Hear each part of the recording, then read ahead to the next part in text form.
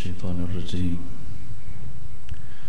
بسم الله الرحمن الرحيم الحمد لله رب العالمين بارئ الخلائق أجمعين الحمد لأهله والصلاة على أهله الصلاة والسلام على سيد الأنبياء والمرسلين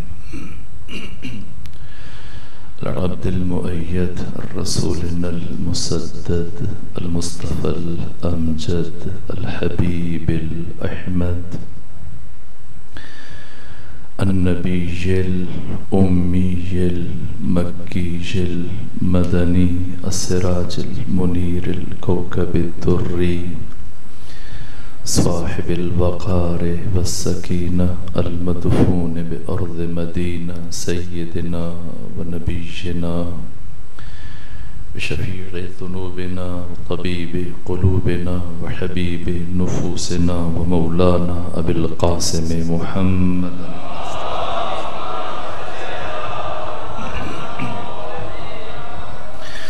وأهل بيته الأطيبين الأطهرين الأنجبين المعصومين المظلومين برحمة الله على أحبابهم وأصحابهم وشيرتهم ومحبيهم ومواليهم أجمعين ولعنة الله على أعدائهم ومنكري فضائلهم وغاصبي حقوقهم من جوم عداوتهم إلى الآن ومن الآن إلى قيام يوم الدين وبعد يوم الدين أما بعد فقد قال حق سبحانه في القرآن بسم الله الرحمن الرحيم والفجر وليال عشر صلوات بجی خاندان فاطمہ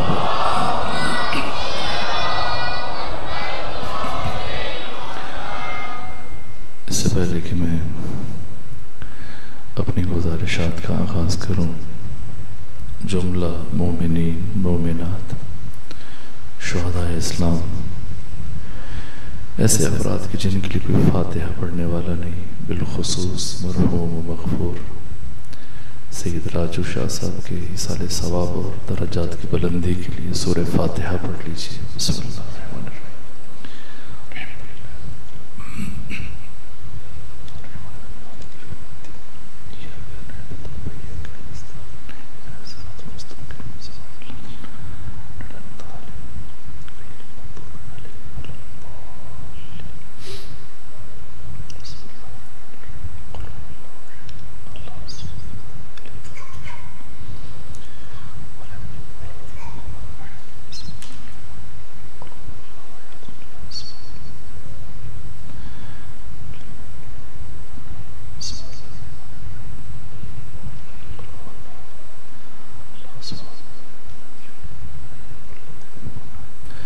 اللهم صل على محمد وآل محمد ہم بارگاہ احدیت میں حق تعالی کے حضور شکر گزار ہیں کہ اللہ نے ایک مرتبہ پھر ہم سب کو مکتب حسین ابن علی میں ہم سب کو زانو ہے تتلمذ طے کرنے کی توفیق عطا فرمائی دعا ہے کہ ان ایام میں اس دسترخوان معرفت سے ہم میں سے کوئی فرد محروم نہ رہ جائے پروردگار بحق امام حسین علیہ السلام ہم سب کو رزق معرفت میں سے وافر حصہ عطا فرمائے اللہ کریم کا شکر ہے کہ آپ صاحبان معرفت کی خدمت میں حاضر ہونے کا شرف حاصل ہوا 2 سال پہلے جس موضوع کا آغاز کیا گیا تھا بعثت غدیر عاشورہ اور مہدویت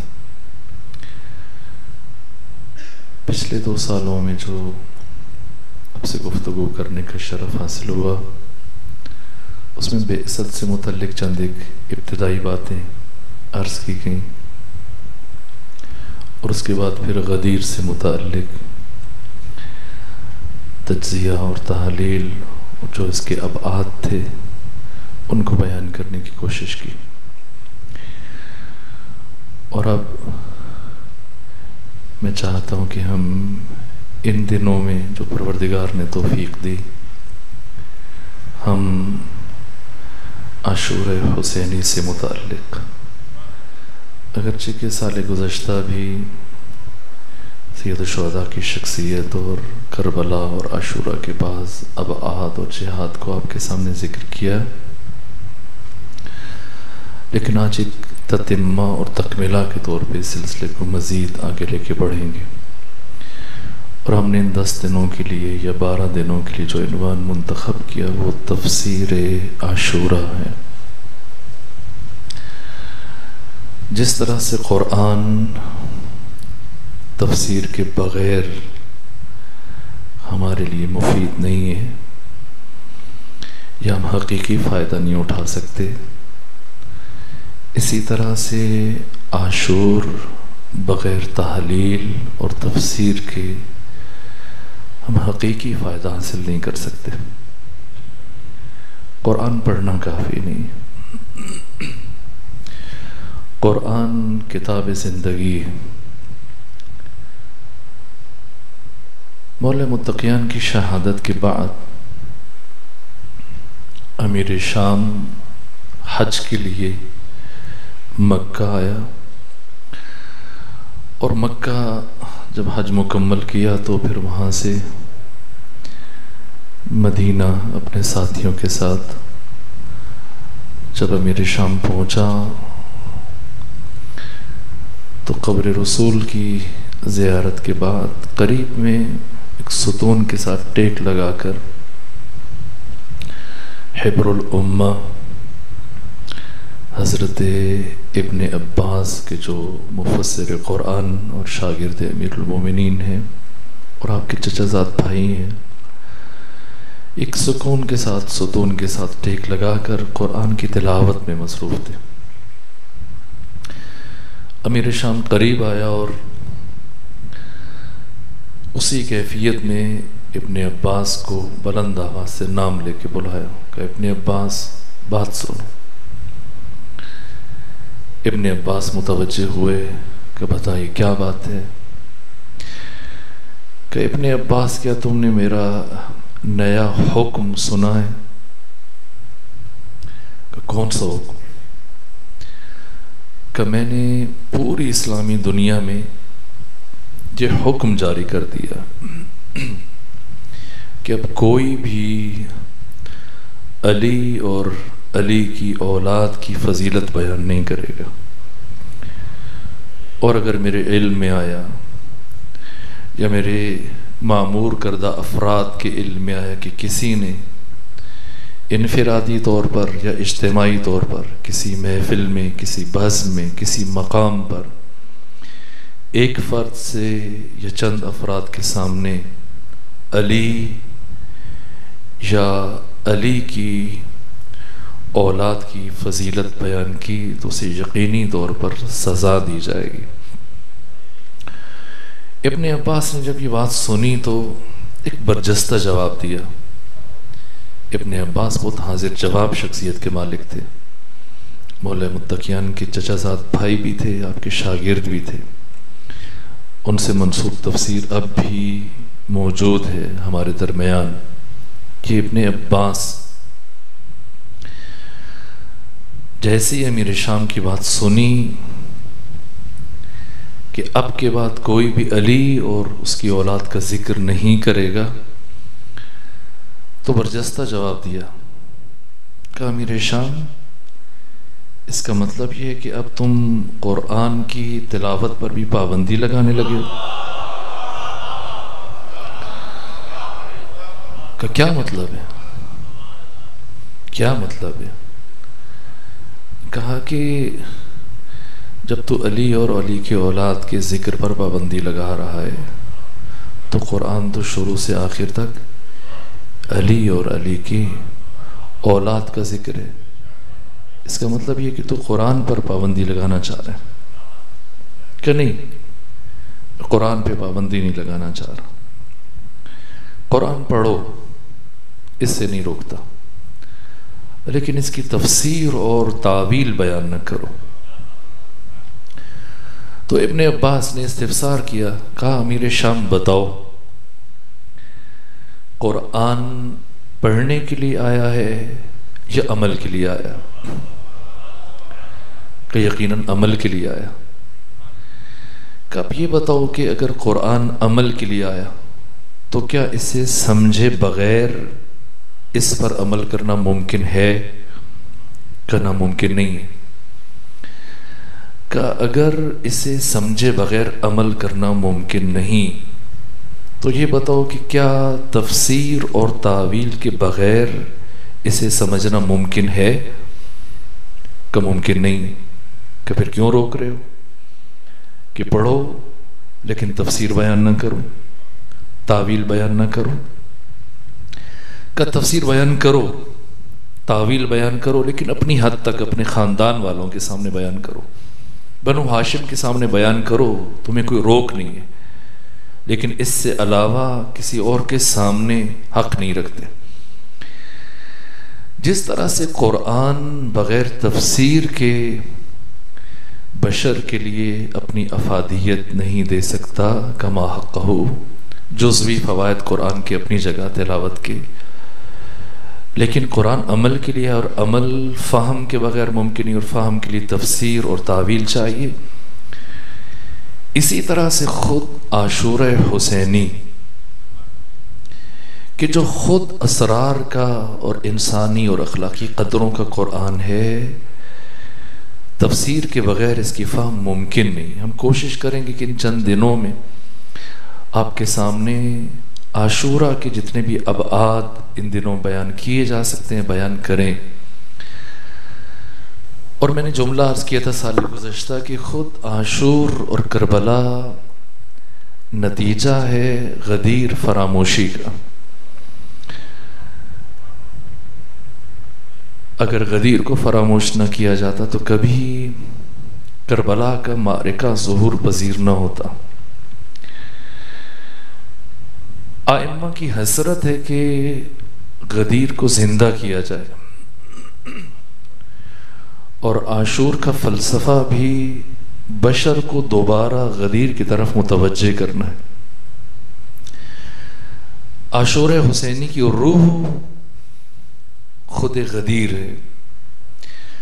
ہم کل سے اپنے موضوع کو آگے لے کے چلیں گے، خود عاشورہ کے اسرار اور جہاد اور ابعاد جس حد تک ممکن ہوا، اور جو میرے ذریعے سے، میرے وسیلے سے اللہ نے آپ کے لیے رزق علم رکھا ہے، مقدر کیا ہے، وہ پہنچے گا۔ لیکن پہلے مرحلے میں خود جو اہم ترین ذمہ داری ہے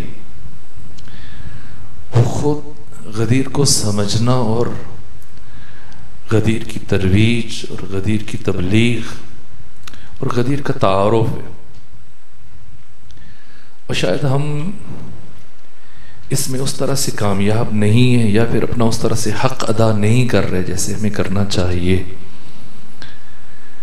غدیر ہماری اساس ہے، غدیر ہماری پہچان ہے، غدیر ہمارا تشخص ہے، غدیر روح تشیع ہے، غدیر تشیع کی بنیاد ہے۔ دشمن اس چیز کو سمجھ چکا ہے، اس لیے آپ دیکھیں برابر یہ ماہ محرم سے پہلے کہ آپ 10-12 دن دیکھ لیجئے، جمعے کے خطبوں سے حتیٰ ذرائع ابلاغ پر، حتیٰ حکومتی اخبارات میں یہ کام پہلے نہیں ہوتا رہا، لیکن اب کی دفعہ پہلے اگر ہوا بھی تو جزئی طور پر، لیکن اس سال جو عملی طور پہ جو صاحبان اطلاع ان کے علم میں کس طرح سے تکذیب کی گئی، دھڑا دھڑ مسلسل غدیر سے متعلق، اور پھر خاص واقعات کے ساتھ جوڑنے کی کوشش کی گئی کہ شاید ہم جو عید غدیر مناتے ہیں یہ کسی شے کا عکس العمل ہے، یا کسی اور حادثے کے جواب میں ہم ایسا کر رہے ہیں، گویا یہ عید پہلے نہیں تھی، ابھی مرض وجود میں آ رہی۔ یہ ہماری ذمہ داری ہے. ہم آنے والی نسلوں کو پہلے خود غدیر کو سمجھیں، پہچانیں، پھر نسل نو تک اس حقیقت کو منتقل کریں، اس پیغام کو، اس امانت الہیہ کو منتقل کریں. غدیر حقیقت ناشناختہ ہے، ہم نے خود بھی اس طرح سے غدیر کا ادراک نہیں کیا، اور بہت افسوس کے ساتھ جس طرح اب اس حقیقت کا انکار شروع ہو چکا ہے ببانگ دہل. اہل علم، اہل دستار، اہل جبہ، اہل ابا جس ترتیب سے غدیر کا انکار کر رہے ہیں، اب ہماری ذمہ داری ہے، آپ اسلام کے نمائندے ہیں. تشیع جو اسلام کا ہراول دستہ ہے، یہ غدیر ہماری میراث ہے، ہماری پہچان ہے.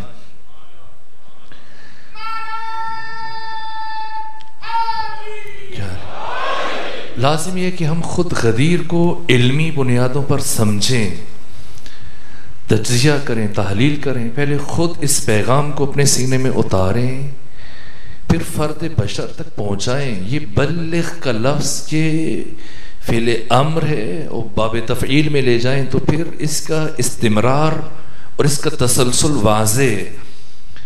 ختمی مرتبت کے لیے بھی یہ لفظ جو کہا گیا بلغ، اور بلغ کا لفظ ختمی مرتبت نے ہزارہ احکام پہنچائے، طہارت سے لے کے دیات تک 56 فقہی احکام میں بڑی بڑی کتابیں، کتاب المیراث ہے، کتاب الحج ہے، باقی بڑی بڑی کتابیں ہیں.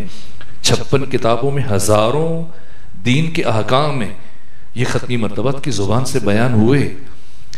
کسی ایک حکم کے لیے اللہ نے ختمی مرتبت کے لیے لفظ بلغ نہیں کہا کہ تبلیغ کریں. لفظ تبلیغ صرف اور صرف علی اور علی ابن ابی طالب علیہ السلام کی اولاد کی ولایت کو بیان کرنے کے لیے اللہ نے استعمال کیا.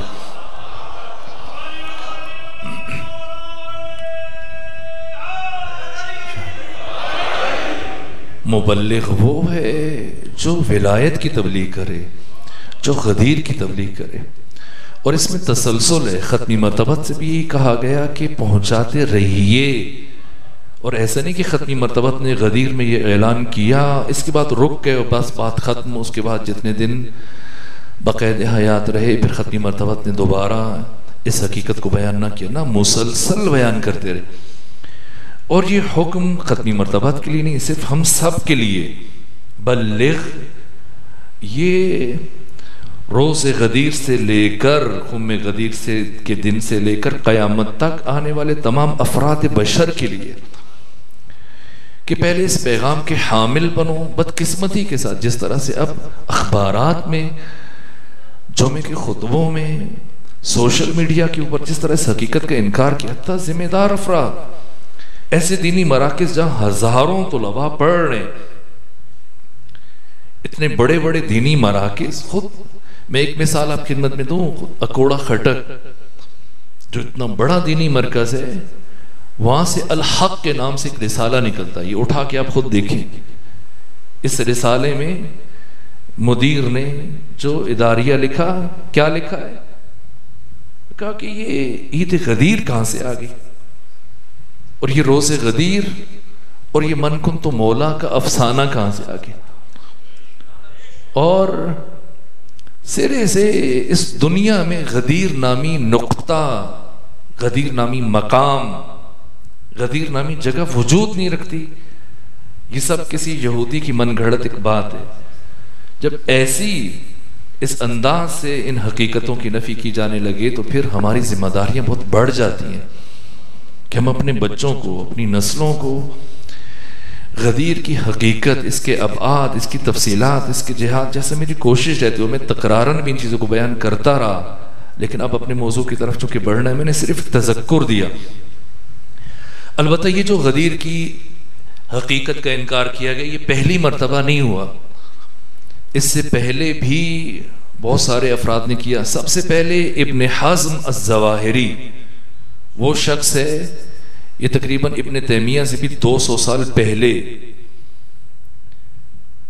ابن حزم الظواہری یہ محدث گزرا ہے جس نے پہلی مرتبہ البتہ ابن حجر اسقلانی اور امام جلال الدین سیوطی اور بڑی برجستہ شخصیتوں نے اسے مبغض اہل بیت اور منافق قرار دیا، لیکن سب سے پہلی مرتبہ حتیٰ نہ صرف یہ کہ غدیر کا انکار کیا بلکہ ختمی مرتبات کی بعض احادیث کا بھی استہزاء اور مذاق اڑایا۔ ابن حزم الظواہری کے بعد پھر دوسری مرتبہ 728 ہجری میں اس محدث کی وفات ہوئی، ابن تیمیہ کے جو علامہ حلی کا معاصر ہے۔ علامہ حلی کی وفات 726 ہجری میں ہوئی اور ابن تیمیہ کی وفات 728 ہجری میں ہوئی، 2 سالوں کا فرق ہے۔ علامہ حلی نے ایک کتاب مکتب اہل بیت کی حقانیت کے لیے منہاج الکرامہ لکھی تھی، اس کے جواب میں پھر ابن تیمیہ نے منہاج السنہ لکھی۔ منہاج السنہ میں 2 مقام پر، تیسری جلد میں اور 7ویں جلد میں غدیر کا انکار کیا اور ابن حزم کے حوالے سے غدیر کا انکار کیا، اور وجہ یہ بیان کی کہ نہ تو امام اسماعیل بخاری نے صحیح بخاری میں واقع غدیر کو بیان کیا، نہ غدیر کے متعلق کوئی حدیث ہے، نہ امام اسماعیل بن حجاج نے صحیح مسلم بن حجاج نے صحیح مسلم میں کوئی حدیث بیان کی۔ سرے سے اس نے بھی غدیر کا انکار کیا ابن تیمیہ نے، البتہ اس کے بعد اس طرح سے کسی کو انکار کی جرات نہ ہوئی علماء میں سے، جو بڑی سطح کے افراد میں پہلی فہرست میں شامل ہیں افراد۔ لیکن اس سے برخلاف ایسا نہیں کہ جتنی بھی صحیح احادیث ہیں، میں اب مکتب اہل تسنن کے زاویے سے آپ کی خدمت میں عرض کر رہا ہوں، علماء اہل حدیث کے جو نقطہ نظر ہے، کوئی ایک اہل سنت عالم اس کا یہ نظریہ نہیں ہے کہ جتنی بھی صحیح احادیث ہیں سب کی سب بخاری اور مسلم میں موجود ہیں۔ اگر بخاری اور مسلم میں موجود ہیں تو پھر ترمذی، ابن ماجہ، ابو داؤد، مسند احمد ابن حنبل، موطا امام مالک، اور پھر ہزاروں کتابیں جو خود مکتب اہل تسنن کی اساس اور بنیاد ہے، وہ کہاں جائیں گی؟ خود اپنے مقدمے میں صاحب صحیح بخاری امام اسماعیل بخاری نے لکھا ہے، کہا میں نے طوالت کے خوف سے بہت ساری صحیح احادیث کے ذخیرے کو چھوڑ دیا ہے، اور بہت کم احادیث کو، اس کی نسبت جو میرے، چونکہ 6 لاکھ احادیث میں سے یہ چند ہزار احادیث جمع کی ہیں امام اسماعیل بخاری نے، کہ اس لیے کہ زخامت زیادہ نہ بڑھ جائے، اختصار کے مد نظر میں نے یہ احادیث جمع کی ہیں۔ صحیح احادیث منحصر نہیں ہے بخاری میں یا مسلم میں، پھر یہ باقی 4 کتابیں جو سیاہ ستہ میں شمار ہوتی ہیں یہ، اور اس کے بعد پھر جو بڑی بڑی حدیث کی کتابیں جو ستون کا درجہ رکھتی ہیں جمہور کے ہاں، سواد اعظم کے، جن کی حیثیت اساسی اور بنیادی، ان 2 کتابوں کے علاوہ یہ جو 4 کتابیں، خود ترمذی میں، سنن ترمذی میں 2 احادیث، 3721 نمبر اور 3722 نمبر حدیث۔ 3721 نمبر حدیث عمران بن حسین سے مروی ہے، جو حدیث ولایت ہے، صحیح ترمذی میں، جس میں ختمی مرتبت نے فرمایا کہ علی ان علی منی وانا منہ وہو مؤمن وہو ولی کل مؤمن من بعدی۔ یہ 3721 نمبر حدیث ہے، اور اس کے بعد پھر 3722 نمبر حدیث ترمذی کی، من کنت مولا ہو فعلی مولا ہو، یہ سیاست میں ہے، اور 4 بڑی بڑی شخصیتوں نے، یہ عمران بن حسین ہے۔ اس کے بعد جو دوسری حدیث نقل کی ہے، من کنت مولا، ہاذا کا لفظ نہیں ہے بیچ میں، فعلی مولا، یہ زید ابن ارقم نے نقل کی ہے،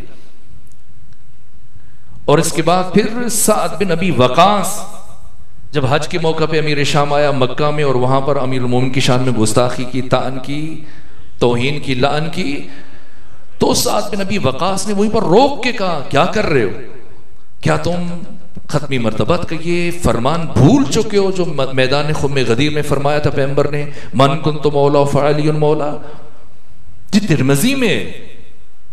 پھر ابن ماجہ کی 121 نمبر حدیث من کنت مولا فعلی مولا.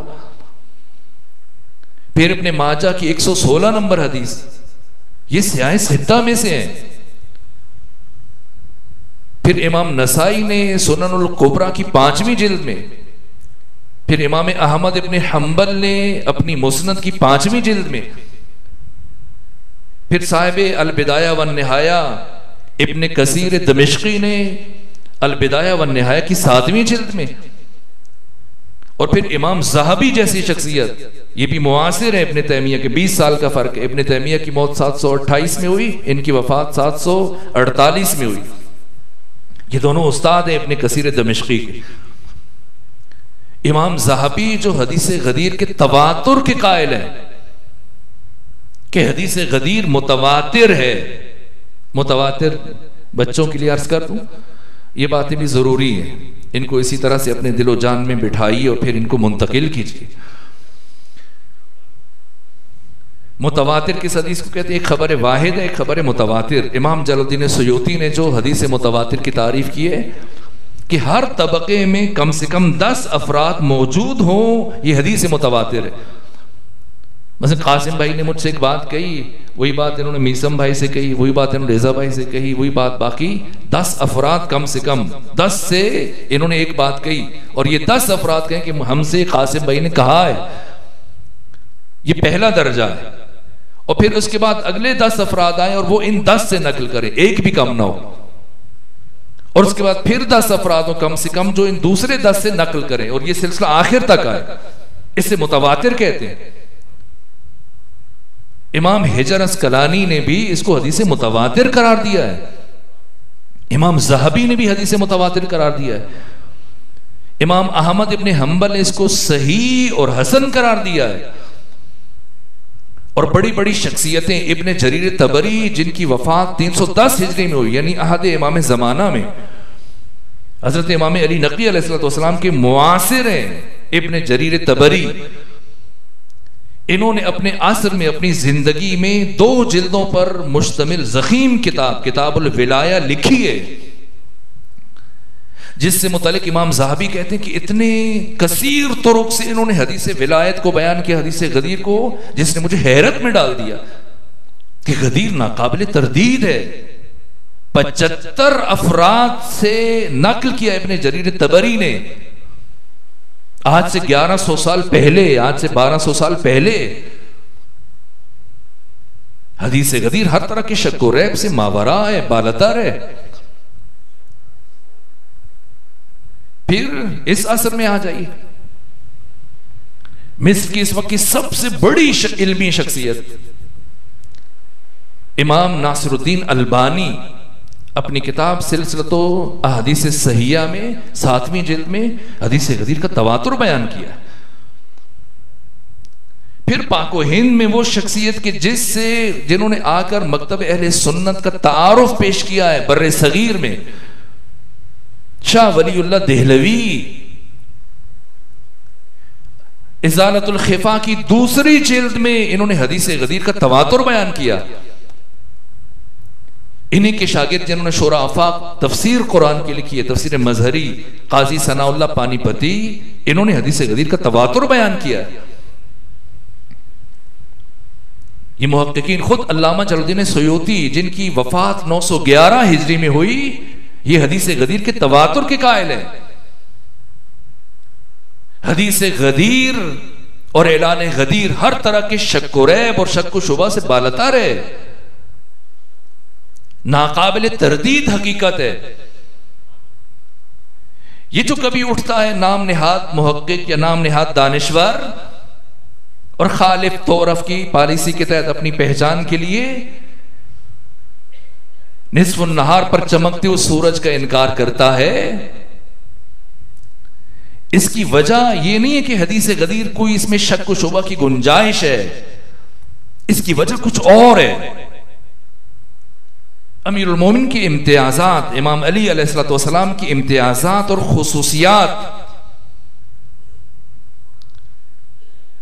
جو تاریخ عالم میں دنیا کی بڑی بڑی شخصیتیں، ان شخصیتوں کے ساتھ جب نسبت سنجی کرتا ہے انسان امیر المومنین علی ابن ابی طالب علیہ السلام کی، تو جو آپ کی خصوصیات ہیں جو دوسرے افراد میں یا تو موجود نہیں ہے یا بہت کم سطح میں، ان میں سے ایک برجستہ ترین خصوصیت، ہم موضوع کی طرف بڑھیں گے لیکن میں ابتدائی چند جملے عرض کروں تاکہ اتمام حجت ہو جائے، بات تمام ہو جائے۔ ایک برجستہ ترین خصوصیت جو صرف امیر المومنین علیہ السلام کو حاصل ہے اور کسی کو حاصل نہیں، نہ صرف تاریخ اسلامی میں بلکہ تاریخ انسانی میں کوئی بھی انسان اس روئے زمین پر ابھی تک ایسا نہیں گزرا جس کے علی جیسے دوست ہوں اور علی جیسے دشمن ہوں۔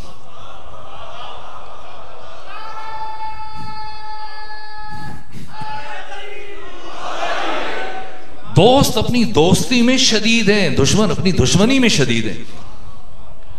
علی کے دوست بھی حد سے زیادہ ہیں اور علی کے دشمن بھی حد سے زیادہ ہیں۔ خود امیر المومنین نے فرمایا، حضرت اپنے دوستوں اور دشمنوں سے متعلق گفتگو کرتے ہوئے فرمایا کہ اگر میں اپنے کسی محب کو گرا کر اس کے سینے کے اوپر سوار ہو جاؤں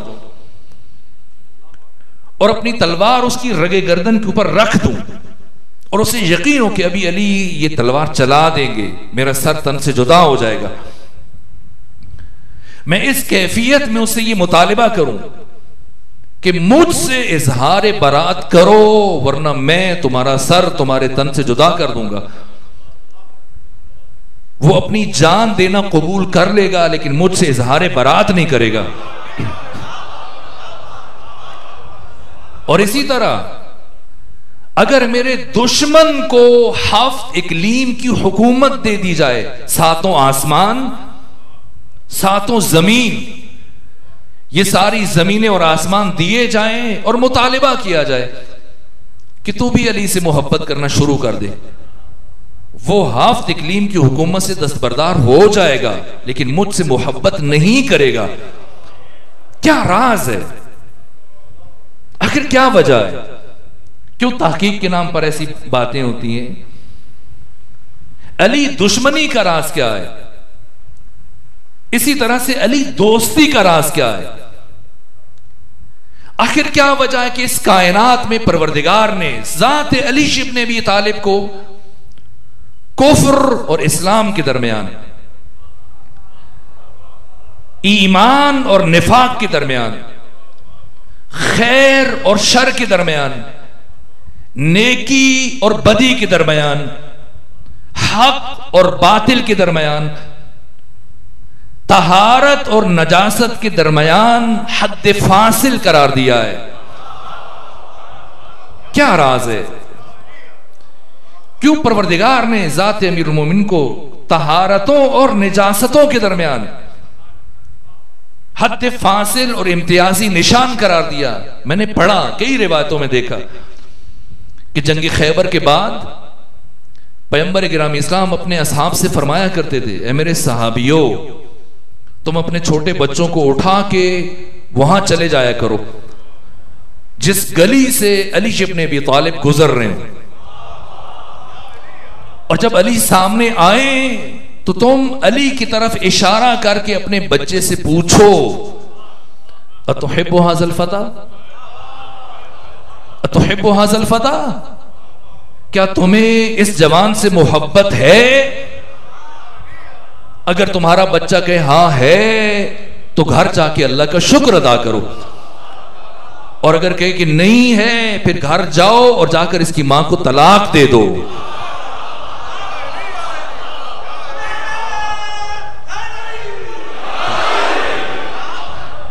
اس دوستی کا راز کیا ہے؟ اس دشمنی کا راز کیا ہے؟ اور خود ہم اگر امیر المومنین کی زندگی میں دیکھیں، امیر المومنین 19 رمضان 40 ہجری کو آپ کے سر اقدس پہ ضرب لگی اور 20 کا دن جب آیا تو حضرت ایک غشی کی اور بے ہوشی کیفیت میں، اور اب آپ کے چہرے کا رنگ ایسے ہو چکا ہے جیسے آپ کے سر کے اوپر زرد رنگ کی پٹی تھی، اور آپ کے اصحاب میں سے حجر بن عدی باقی چند ساتھیوں کے ساتھ آئے، دق الباب کیا، امام حسن مجتبیٰ علیہ السلام نے دروازہ کھولا، کہا حجر بتائیے کیا بات ہے؟ کہ میں آقا امیر المومنین کی زیارت کرنا چاہتا ہوں۔ کہ حضرت اس کیفیت میں نہیں ہے کہ تم سے بات کر سکیں، کہ آپ اجازت دے دیجئے، ہم کچھ دیر کھڑے ہو کے دیکھیں گے پھر واپس چلے جائیں گے۔ ان کی خواہش کے احترام میں حضرت نے دروازہ کھولا، اس حجرے میں لے آئے جہاں امیر المومنین بستر شہادت پر دراز تھے۔ جناب حجر اور ان کے چند قبیلے کے افراد کچھ بیٹھ کے کچھ کھڑے ہیں، جناب حجر کھڑے اور زار زار آنسو گر رہے ہیں اور نگاہیں جمی علی ابن ابی طالب علیہ السلام کے چہرے پر، اور اسی کیفیت میں فی البدی اشعار پڑھنا شروع کر دی۔ کہا کہ مجھے لگ رہا ہے کہ اب یتیموں کا باپ دنیا سے جانے والا ہے، اور مجھے لگ رہا ہے کہ اب میدان کا سب سے بڑا مرد شجاع، اب میدان دوبارہ اس مرد شجاع کو نہیں دیکھ پائیں گے، اور میں دیکھ رہا ہوں کہ انسانی اور اخلاقی قدروں کا بادشاہ اب انسانوں سے محروم ہونے والے، اور وہ ذات کی جو تقوی محض الہی ہے اب شاید ہم زیادہ دیر نہ دیکھ سکیں۔ یہ اشعار زمزمہ کر رہے ہیں، اور مولا متقیان کے کانوں میں جناب حجر کی آواز پہنچی۔ امام حسن مجتبیٰ کو بلایا، کہا بیٹا حسن یہ کون کلام پڑھ رہا ہے، یہ اشعار کون پڑھ رہا ہے؟ کہا آپ کا عزیز صحابی حجر بن ادی۔ کہا حجر کو میرے قریب بلاؤ۔ امیر المومنین نے قریب بلایا، جناب حجر قریب آئے، آواز بہت نحیف تھی حضرت کی۔ کہا حجر ایک سوال کا جواب دو، اگر میرے دنیا سے چلے جانے کے کچھ سال کے بعد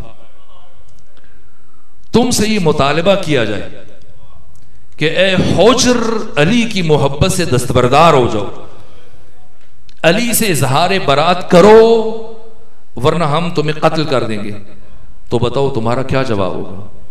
حجر کے وہم و گمان میں بھی نہیں تھا، ایسا کبھی سوچا بھی نہیں، لیکن جیسے حضرت نے پوچھا، کہا حضرت یہ کیا سوال ہے؟ کہا حجر جواب دو، میں سننا چاہتا ہوں۔ حجر نے کہا حضرت لو قتلت اربا اربا، اگر مجھے اس طرح سے قتل کیا جائے کہ میرے جسم کے ٹکڑے ٹکڑے ہو جائیں، میں تب بھی آپ کی محبت سے دستبردار نہیں ہوں گا، اور اگر مجھے زندہ زندہ آگ میں پھینک دیا جائے اور میں جلتا رہوں اور تڑپتا رہوں تب بھی آپ کی محبت سے دستبردار نہیں ہوں گا، اور اگر مجھے زندہ قبر کے اندر اتار دیا جائے اور مٹی ڈال دی جائے اے علی، میں تب بھی آپ کی محبت سے دستبردار نہیں ہوں گا۔ جیسے امیر المومنین نے یہ سنا آنکھوں سے اشک جاری ہوئے، پھر تبسم فرمایا کہ حجر مجھے معلوم تھا لیکن میں تمہاری زبان سے سننا چاہ رہا تھا۔ یہ 40 ہجری ہے، امیر المومنین کی شہادت ہوئی، اور آپ کی شہادت کے 12 سے 13 سال گزرنے کے بعد مقام عزرا میں جو شام کا سرحدی جہاں سے شام شروع ہوتا ہے، آپ کو آپ کے بیٹے اور آپ کے باقی ساتھیوں کے ساتھ اسیر کر کے لے کے جایا گیا، اور صرف ایک مطالبہ کیا گیا، 7 قبریں سامنے کھودی گئیں اور مطالبہ کیا گیا اے حجر اور آپ کے ساتھی، آپ سب علی ابن ابی طالب سے اظہار برات کرو اور علی کو غلط کہو، اور اگر ایسا نہیں کرو گے تو انہی قبروں میں تمہیں قتل کر کے یہیں دفن کیا جائے گا۔ جناب حجر نے کیا جواب دیا دشمن علی کو؟ کہ پروردگار نے حجر کو وہ زبان ہی نہیں دی جو علی سے اظہار برات کر سکے، کہ پھر مرنے کے لیے تیار ہو جائیے۔ کہ حجر پھر مرنے کے لیے تیار ہو جائیے۔ کہ میں تیار ہوں لیکن میری 2 سے 3 خواہشیں۔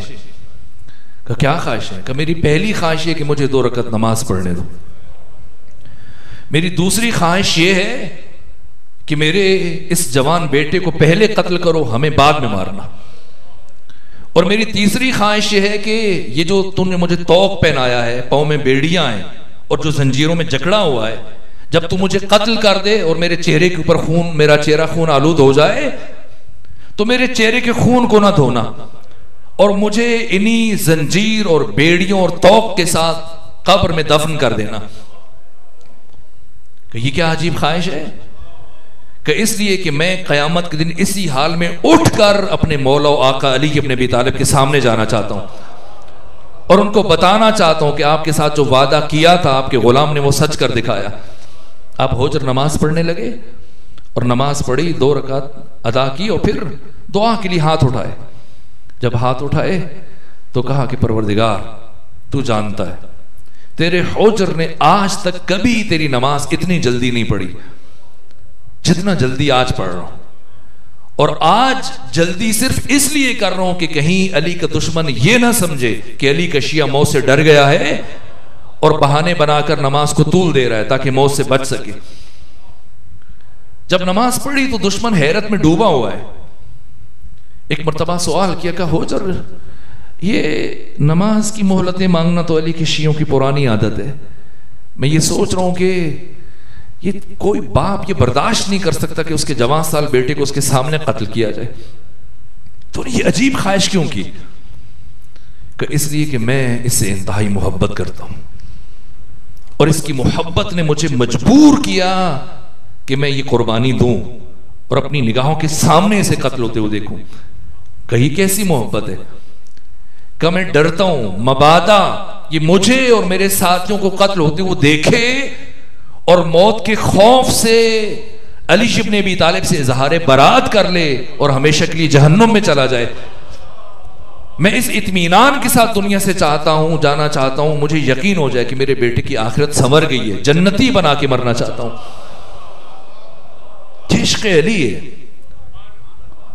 یہ دونوں زاویے، میں چاہوں گا کہ اس کا راز اور فلسفہ بیان کر سکوں۔ البتہ یہ حضرت کی شہادت کے 13 سال کے بعد اور حضرت کی شہادت کے ٹھیک 20 سال کے بعد آپ کے ایک اور عاشق زار جس کا نام میثم تمار ہے، جنہیں سولی پہ لٹکایا گیا، اور کتنا وقت لگا آپ کو شہید ہوتے ہوئے؟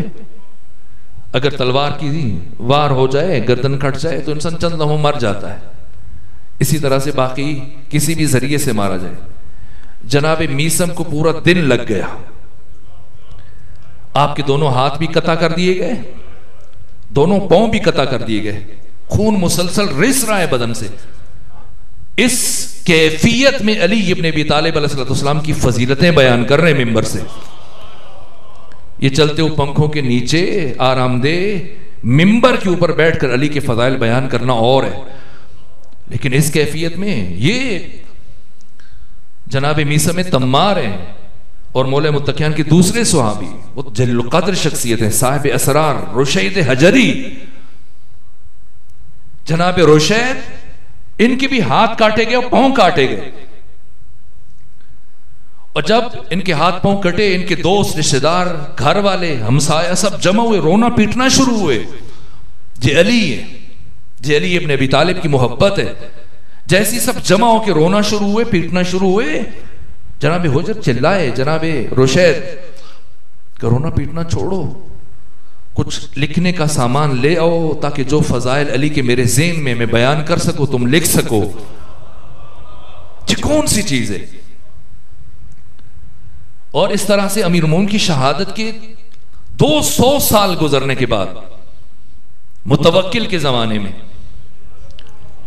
ایسا دشمن، جس طرح سے بنو امیہ میں سے کثیف ترین کردار یزید کا، اسی طرح سے بنو عباس میں سے پلید ترین کردار متوکل کا ہے۔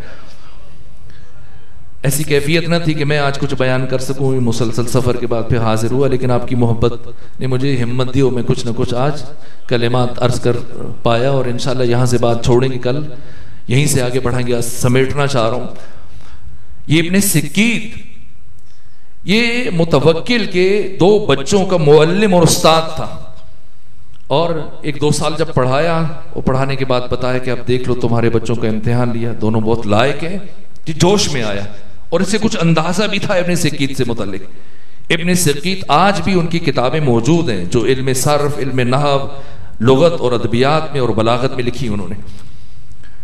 یہ ابن سکیت جیسی متوکل نے سوال کیا، کہا کہ ابن سکیت یہ بتاؤ، یہ جو تو نے میرے 2 بچوں کو پڑھایا، تمہاری نگاہ میں علی ابن ابی طالب کے بیٹے حسن و حسین یہ زیادہ افضل ہے یا میرے یہ 2 بیٹے زیادہ افضل ہیں؟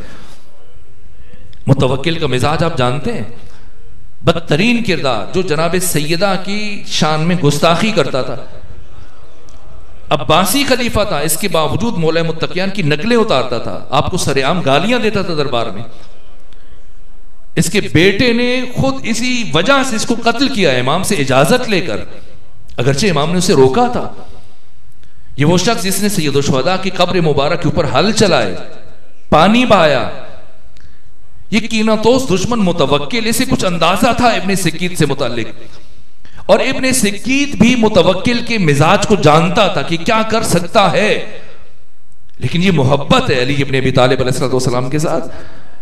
جیسی متوکل نے یہ بات کہی، ایک مرتبہ غصے سے چہرہ سرخ ہو گیا ابن سکیت کا کہ متوکل تو نے کیا عجیب بات کی، اور مجھ سے یہ سوال کر رہا ہے کہ میری نگاہ میں علی کے بیٹے افضل ہیں یا تمہارے بیٹے؟ علی اور علی کے بیٹے تو بجائے خود، میری نگاہ میں علی ابن ابی طالب کا ادنا غلام کمبر تجھ سے اور تمہارے بیٹوں سے 1000 گنا افضل و بہتر ہے. یہ کون سی چیز ہے؟ یہ ابن سکیت اور خود ہارون اور رشید کا بیٹا، ہارون اور رشید جس نے 21 سال کی عمر میں حکومت شروع کی، 44 سال 3 مہینے کل زندگی ہے، اور اس نے 23 سال حکومت کی ہے. 21 سال میں اس کی حکومت کا آغاز ہوا. ایک بہت ذہین زیرک فرد، پوری یعنی وسیع ترین حکومت بنو عباس اور بنو امیہ میں سے کسی حکمران کو نہیں ملی جو ہارون کے پاس ہے. اس ہارون کو یحییٰ برمکی اس کا وزیر کہتا ہے کہ اتنا بڑا حاکم ہے تو، لیکن لوگوں کے سامنے اب تو مذاق بننا شروع ہو گیا، لوگ تمہارا استہزاء اڑا رہے ہیں، مذاق اڑا رہے ہیں. کیوں، کیا ہوا؟ کہا تمہارا بیٹا قاسم، اس نے کھردرا لباس سے بے تن کیا ہوا ہے اور مسجد میں ہر وقت عبادت میں لگا رہتا ہے، وہ خود سادہ روٹی کھاتا ہے، نہ تمہارے محل میں زندگی گزار رہا ہے، نہ شاہی کھانے کھاتا ہے. اس نے بلاؤ. ہارون نے بلایا قاسم کو. جب قاسم آیا کہا کہ مجھے لگ رہا ہے کہ چونکہ میں نے تجھے اقتدار میں شریک نہیں کیا امین اور مامون کی طرح، اس لیے اب تو نے غصے میں اپنا یہ حال بنا لیا، تو کوئی بات نہیں، میں مصر کی حکومت تمہارے نام کرتا ہوں، اور مصر کا جتنا بھی خراج ہے، ٹیکس ہے، وہ سارے کا سارا تمہارا، جیسے جی چاہے حکومت کرو اور جیسے جی چاہے زندگی گزارو، میری طرف سے کوئی روک نہیں ہے. نے کہا ہارون تم میرے باپ ہو، لیکن شاید تمہیں نہیں پتا کہ میں علی کا شیعہ ہوں، میں علی کا محب ہوں. وہ تحریر کے جو خود ہارون نے اپنے ہاتھ سے لکھی تھی، بیٹے نے بیٹے کے ہاتھ میں دی، اس نے زمین پر رکھ دی کہ تو جانتا ہے کہ میں نے زندگی میں جب سے ہوش سنبھالا ہے میں نے لقمہ حرام نہیں کھایا، اور تو سمجھتا ہے کہ میں اس حکومت کے لالچ کی وجہ سے یہ کیفیت بنا لی. باپ نے کہا تجھے حکومت قبول کرنا پڑے گی. بلاخر اس وقت قاسم دربار سے چلا گیا، اور اسی راتوں رات اس نے بصرہ کا سفر کیا اور گمنامی کی زندگی شروع کر دی، اور بصرہ میں اس نے مزدوری شروع کر دی. دن میں مزدوری کرتا، اسی طرح سے فقراء کے ساتھ زندگی گزارتا، عبادت میں اپنی زندگی گزارتا. اسی کا ایک دوست بن گیا بصرہ سے عبداللہ بصری. 3 سال گزرنے کے بعد قاسم کی طبیعت ناساز ہوئی اور اب لگا کہ یہ مر جائے گا. عبداللہ بصری اس کے سرہانے بیٹھا ہے، اور اس حالت احتضار میں قاسم بن ہارون اور رشید اپنے دوست عبداللہ بصری سے جو گفتگو کر رہے ہیں، کہا عبداللہ مجھے لگ رہا ہے کہ میں اب اس دنیا سے جانے والا ہوں. مال دنیا میں سے میرے پاس فقط 3 چیزیں، ایک قرآن ہے جس کی میں تلاوت کرتا ہوں، جب میں مر جاؤں تو یہ قرآن کسی ایسے فرد کو دینا کہ جو خود قرآن سے محبت کرتا ہے اور قرآن کی تلاوت کرتا ہے، تاکہ میرے بعد بھی یہ قرآن پڑھتا رہے اور اس کا اجر مجھے بھی اس میں شامل ہو جاؤں. دوسرے میرے یہ چند لباس ہیں، تو کسی ایسے شخص کو میرے لباس دے دینا جو اللہ کا مطیع اور فرمانبردار ہے، تاکہ اس لباس کو پہن کے اللہ کی عبادت کرتا رہے اور مجھے بھی اس کے اجر میں شرکت مل جائے. اور تیسری مال دنیا میں سے میرے پاس ایک انگوٹھی ہے جسے میں نے پاس رکھا اور پہنا نہیں، چونکہ یہ میرے باپ نے دی تھی اور مجھے میرے لیے مشکوک تھی کہ مال حلال سے یا مال حرام سے. یہ لے لو اور یہ میرے باپ کو واپس کر دینا، بتا دینا کہ قاسم کے پاس تھی، اس نے تجھے لوٹا دی، جو کہ اسے شک تھا ورنہ کسی اور مصرف میں لے جاتا. یہ گفتگو کر رہا ہے، یہ شہید مطہری نے یہ بات لکھی، ہارون رشید کا بیٹا قاسم. اور یہ باتیں کرتے کرتے، وصیتیں کرتے کرتے ایک مرتبہ ایسی کیفیت آئی، ایک کہا کہ اے عبداللہ اب تم یہاں سے اٹھو، مجھے جس ہستی کا انتظار تھا وہ آ گئی، میرے مولا و آقا علی ابن ابی طالب علیہ السلام تشریف لائے. یہ کیا چیز ہے؟ اس کا راز اور رمز کیا ہے؟ حب علی اور بغض علی کا راز کیا ہے؟ جہاں سے ہم نے بات شروع کی اور میں نتیجے کی طرف بڑھنا چاہ رہا تھا لیکن اب وقت ختم ہو رہا ہے. ممکن ہوا تو میں کل سے یہ نتیجہ دے کے پھر ہم اپنے موضوع کو آگے لے کے بڑھیں گے. اور پھر صرف ایسا نہیں کہ صدر اسلام میں نہ مسلسل سارے عرصے میں بڑی بڑی شخصیتیں، خود شیخ الرئیس ابو علی سینا جو خود نابغہ روزگار شخصیت ہیں. ابو علی سینا وہ شخصیت کے جو ایسا عالم اور دانشور جس کا دنیا میں کوئی استاد وجود نہیں رکھتا تھا. ایک دن پڑھا استاد لیکن اس کے بعد کبھی کسی استاد کا منہ نہیں دیکھا شیخ الرئیس ابو علی سینا نے. ایک دن جب استاد کے سامنے بیٹھے تو ایسا سوال پوچھ لیا کہ خود استاد نے اپنا سر پیٹنا شروع کر دیا. جب پڑھانے کے لیے آئے تو انہوں نے پڑھانا شروع کیا تو کہا استاد ایک سوال ہے. کیا سوال ہے؟ کہا استاد جی بتائیے کہ تخلیق کائنات سے پہلے کار خداوندی کیا تھا؟ کائنات کو خلق کرنے سے پہلے اللہ کیا کام کرتا تھا؟ اور استاد نے سر پکڑ لیا اور پھر اپنے سر کے اوپر ہاتھ مارنا شروع کی اور روتے اٹھ کے چلا گیا کہ شاگرد استاد سے آگے بڑھ گیا. میں 80 سال کا ہو گیا ہوں، آج تک یہ سوال میرے ذہن میں نہیں آیا، اور یہ 7 سال کا بچہ یہ سوال مجھ سے پوچھ رہا ہے. اس کا مطلب یہ مجھ سے آگے ہو، میں اسے پڑھانے کی صلاحیت نہیں رکھتا. جواب نہیں دے پائے، اٹھ کے چلے گئے. لیکن اگر مجھ سے پوچھتے تو میں عرض کرتا کہ تخلیق کائنات سے پہلے خدا کیا کرتا تھا. اس کائنات کو خلق کرنے سے پہلے خدا کیا کرتا تھا؟ خدا محمد و آل محمد پر درود بھیجتا تھا اور محمد و آل محمد خدا کی تسبیح اور تمجید اور تحلیل کرتے تھے.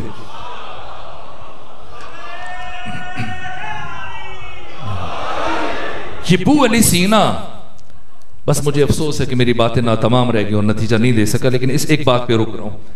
یہ ابو علی سینا جس سے متعلق خمینی بت شکن نے کہا کہ لم یکن لہ کفوا احد، پورے انسانوں میں بعد از انبیاء اور بعد از ائمہ کوئی بھی دانشور اور کوئی بھی انسان ابو علی سینا کے ہم پلہ نہیں ہے.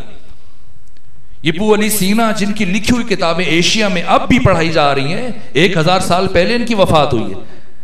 یہ سید رضی جنہوں نے نہج البلاغہ جمع کی ان کے معاصر ہیں. طب میں، فلسفے میں، منطق میں، دیگر علوم میں ان کی لکھی ہوئی کتابیں ابھی یورپ میں بھی پڑھی اور پڑھائی جاتی ہیں، ایشیا میں بھی، باقی دنیا میں بھی. یہ ابو علی سینا جنہوں نے استاد کا منہ نہیں دیکھا، خود سے پڑھا. ہر علم میں اپنی مثال آپ اپنے زمانے کے تمام علوم پر محیط اور مسلط. کسی شاگرد نے ابو علی سینا سے پوچھا کہ اے ابو علی سینا، آپ ہمیں علی ابن ابی طالب سے متعلق بتائیں، آپ کی رائے کیا ہے؟ ابن حزم الظواہری اسے کیوں حدیث غدیر میں مشکل پیش آ رہی ہے؟ یہ ابن تیمیہ کو کیوں مشکل پیش آ رہی ہے؟ اور ابو علی سینا کو کیوں مشکل پیش نہیں آ رہی؟ اس کا راز شاید میں کل عرض کروں، لیکن ایک جملہ جس میں گفتگو ختم کروں. کہا کہ اے ابو علی سینا، آپ ہمیں علی ابن ابی طالب سے متعلق کچھ بتائیے. کہ میں تمہیں علی کے متعلق کیا بتاؤں؟ علی کی مثال اور حیثیت اس ساری کائنات میں تمام انسانوں کے درمیان وہی ہے جو محسوسات کے درمیان معقول کی ہوتی ہے، اور جو معقولات کے درمیان مشہود کی ہوتی ہے، اور جو سال کے بقیہ شب و روز کے درمیان لیلۃ القدر کی ہوتی ہے. لیلۃ القدر میں اگر کوئی جاگے وہ پھر بھی لیلۃ القدر ہے، اور اگر کوئی سو کے گزار دے وہ تب بھی لیلۃ القدر ہے. لیلۃ القدر میں کوئی شخص اپنے سر کے اوپر قرآن رکھے اور عبادت کرتا رہے وہ تب بھی لیلۃ القدر ہے. قرآن نہ رکھے وہ تب بھی لیلۃ القدر ہے. ساری رات خدا کی عبادت کرتا رہے وہ تب بھی لیلۃ القدر ہے. نہ کرے تب بھی لیلۃ القدر ہے. نہ اس کے ماننے سے لیلۃ القدر میں کچھ فرق پڑے گا، نہ اس کے نہ ماننے سے لیلۃ القدر میں فرق پڑے گا. یہ لیلۃ القدر وما ادراک ما لیلۃ القدر، کوئی انسان نہیں سمجھ سکتا کہ لیلۃ القدر اس کی حقیقت کیا ہے. اسی طرح سے کائنات کا کوئی بھی انسان یہ ادراک نہیں کر سکتا کہ علی ابن ابی طالب کی حقیقت کیا ہے. علی کو یا خدا جانتا ہے یا مصطفیٰ جانتا ہے.